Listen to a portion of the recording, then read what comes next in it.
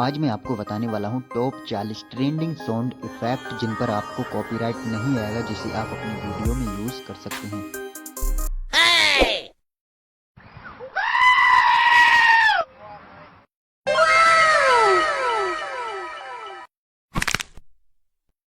Bruh.